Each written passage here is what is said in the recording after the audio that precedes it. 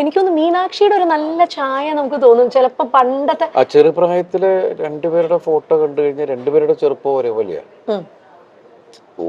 നമുക്ക് തന്നെ പിന്നീട് കൺഫ്യൂഷൻ ആയിട്ടുണ്ട് എന്നുവെച്ചാൽ ഇതിൽ ഏത് അങ്ങനെ വന്നൊരു ടൈം ഉണ്ടായിരുന്നു. ഇപ്പൊ കുറച്ച് വ്യത്യാസമായി. ആൾക്കാർ വളരുമ്പോ അതിന്റേതായ കുറച്ച് നല്ല കുറുമ്പുണ്ടെന്ന് ദിലീപേട്ടൻ പറഞ്ഞിട്ടുണ്ടായിരുന്നു. ഇപ്പോഴും ഉണ്ടോ ദിലീപേട്ട?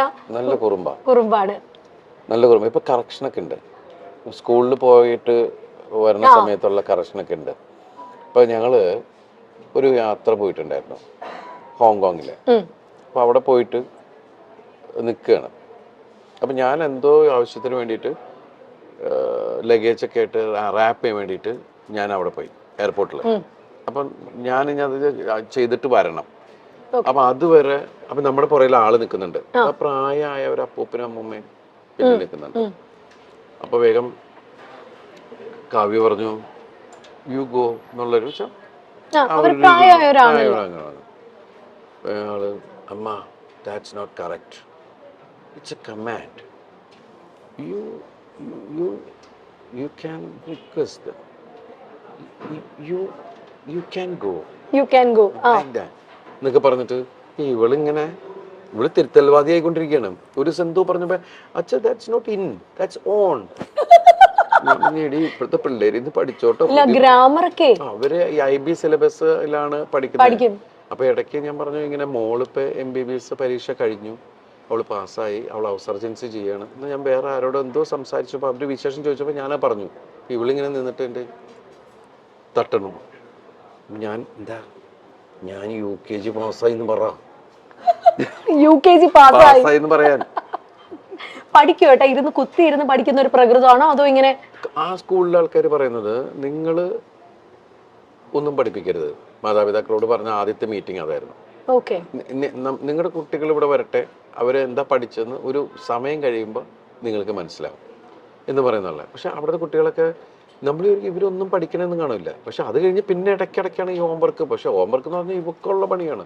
അത് എല്ലാ മാതാപിതാക്കൾക്കും അത് കൂടുതൽ അമ്മമാരാണ്. ഇപ്പൊ കണ്ടില്ല, അത് വരച്ച് അതൊട്ടിച്ച് ഇത് വെച്ച്. ചേച്ചി ആയിരിക്കും അല്ലേ ഇരുന്ന് ചെയ്യുന്ന? കാരണം ഇല്ല, കാവ്യാണ് ഇവളുടെ ചേച്ചിയാണ്. എന്നാലും ഞാൻ ഒരു കാര്യം ചോദിക്കട്ടെ ദിലീപേണ്ണ, കാരണം കാവ്യ ചേച്ചീനെ അത്രയും സ്കൂൾ കാലം തൊട്ട് കണ്ട ഒരാളാണ് ദിലീപ്. പിന്നെ ഇതാ ഭാര്യയായി, ഇപ്പൊ അമ്മയായി ചേച്ചി, ഇപ്പൊ കാവ്യ ചേച്ചി. അപ്പൊ ഈ ഒരു ട്രാൻസിഷൻ എങ്ങനെ നോക്കി കാണുന്നു ദിലീപ്? വളർന്നുകൊണ്ടിരിക്കുമല്ലോ, അപ്പൊ നമുക്കൊന്നും ചെയ്യാൻ പറ്റില്ല. എന്നാൽ ഈ അമ്മയായപ്പോ ഭയങ്കര റെസ്പോൺസിബിൾ, ഒരല്പം വഴക്കൊക്കെ പറയുന്ന ഒരു അമ്മയായോ ചേച്ചി, അതോ സോഫ്റ്റ് ആയിട്ടുള്ള അമ്മയാണോ? സോഫ്റ്റ് ഒന്നുമല്ല, പെട്ടെന്ന് അത് പണ്ട് തുടങ്ങി നമുക്ക് പെട്ടെന്ന് ദേഷ്യം വരുന്ന ഒരാളാണ്, ഷോർട്ട് ടെമ്പേർഡാണ്. അപ്പം അത് ഞാൻ പറയാം, കൊച്ചുങ്ങളെ അങ്ങനെ വഴക്ക് പറ അങ്ങനെയും ചെയ്യരുത്, അങ്ങനെ പറഞ്ഞ് മനസ്സിലാക്കിയാൽ മതി. പിള്ളേർക്കൊക്കെ നമ്മൾ ഏത് കുട്ടികളാണെങ്കിലും പറഞ്ഞ് മനസ്സിലാക്കി കഴിഞ്ഞാൽ അതിൻ്റെ ഒരു രീതിയിൽ അവർക്ക് മനസ്സിലാവും. മീനുട്ടിനെ ഇന്നവരെ തല്ലിയിട്ടില്ല. ഇപ്പം മീനുട്ടി പഠിച്ച് ഡോക്ടർ എന്ന് പറയുന്ന സ്ഥലത്ത് വരെ എത്തി. പക്ഷെ നമുക്ക് ദൈവം അനുഗ്രഹിച്ച് ഇന്നവരെ തല്ലിട്ട് വന്നിട്ടില്ല. അവളെ വളരെ ഇതായിട്ട് വിളിച്ചു കഴിഞ്ഞാൽ അപ്പം തന്നെ അവൾക്ക് മനസ്സിലാവും, ടോൺ മാറിയാൽ മനസ്സിലാവും. അപ്പം അതുമല്ല, നമ്മൾ പല കുട്ടികൾ കുസൃതികൾ തന്നെയാണ്. ഇവക്കൊരടി കൊടുത്തിട്ടുണ്ട് ഞാൻ. കാരണം വെച്ചിട്ടുണ്ടെങ്കിൽ എന്തോ എടുത്തു വായാലും, പക്ഷെ പിന്നീട് എടുത്തിട്ടില്ല. വണ്ടോ ആരെ പോയിട്ട് പുറകെ പോയിട്ട് പിടിക്കുക. അപ്പൊ ആദ്യം തുടരുന്ന് പറഞ്ഞു, പക്ഷെ നോക്കിയിട്ട് പിന്നെയും പോവുക. അപ്പോ അതോടെ അപ്പം പക്ഷെ എനിക്ക് തോന്നുന്നു ദിലീപേട്ട ഭയങ്കര നേരം പോക്കായിരിക്കും ആളും കൂടെ ഉള്ള സമയത്തൊക്കെ. ഞാൻ മീനാക്ഷി ഉള്ള സമയത്ത് ശരിക്കും പറഞ്ഞാല് എനിക്കത് മിസ് ചെയ്തിരുന്നു. ഞാൻ ആ സമയത്ത് എൻ്റെ സിനിമകൾക്ക് ഭയങ്കര ഹിറ്റുകളും, ഞാൻ ഓരോ സിനിമയുടെ പുറകെ ഇങ്ങനെ കണ്ടിന്യൂസ് സിനിമയുടെ പുറകെ പോകല. അപ്പൊ ആ സമയത്ത് ശരിക്കും പറഞ്ഞാൽ ആ പ്രായം എനിക്ക് ആസ്വദിക്കാൻ പറ്റിയിട്ടില്ല. ആ 2-3 വയസ്സ് എന്ന് പറയുന്നത് ശരിക്കും മിസ്സിങ് തന്നെയാണ്. അതെനിക്ക് ഇവിടെ കിട്ടി. കാരണം ആ സമയത്ത് ശരിക്കും കോവിഡ് എല്ലാം ആയിരുന്നപ്പോ എനിക്ക് അതിൽ വേറൊരു സങ്കടം എന്ന് വെച്ചിട്ടുണ്ടെങ്കിൽ ഞാൻ 1.5 വർഷം പുറത്തേക്ക് പോകുന്നില്ല നമ്മളാരും. പിന്നെ ഞാൻ പോയത് നാദൃശ്വരം മോളുടെ ഐഷുവിന്റെ കല്യാണത്തിനാണ് പോയത്. പക്ഷെ ദൈവാനുഗ്രഹിച്ച് അപ്പൊന്നും എനിക്ക് വീട്ടിൽ ആർക്കും കോവിഡ് കിട്ടിയില്ല. അത്രയും ക്രൗഡിന്റെ ഇടയിലാണ് നമ്മൾ പോയിരുന്നത്. എത്ര ദിവസം ഉണ്ടായിരുന്നു ആ കല്യാണം. അപ്പൊ എല്ലാവരും ഭയങ്കര ആവേശത്തിൽ അതിന്റെ ഇതിൽ നിൽക്കണം. നമ്മുടെ വീട്ടിലൊരു കല്യാണം നടക്കുന്ന പോലെയാണല്ല. അത് കഴിഞ്ഞ് പിന്നെ വേറൊരു സ്ഥലത്ത് പോയപ്പോൾ എവിടെയോ ഒരു എന്തിനോ ഫംഗ്ഷന് പോയപ്പോഴാണ് എനിക്ക് കിട്ടിയോ എന്നൊരു സംശയം. ഞാനാണെങ്കിൽ അങ്ങനെ നോക്കി എല്ലാവരെ കുറിച്ച്, കാരണം ഞങ്ങൾ 10-13 പേര് ഒരു വീട്ടിലാണ്.